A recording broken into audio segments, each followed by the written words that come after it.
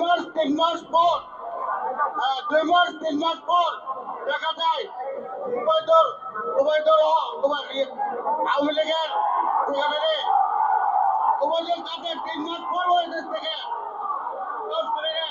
এবং দেশ থেকে বিদায় নিয়েছে। আমি বলতে চাই এই সরকারকে যারা তাদেরকে বিচারের আওতায় না আনে তাদেরকে আমাদের দেশ থেকে পালানোর সুযোগ করে দেয় তাদেরকে আমি এই সরকারকে দেখতে চাই না।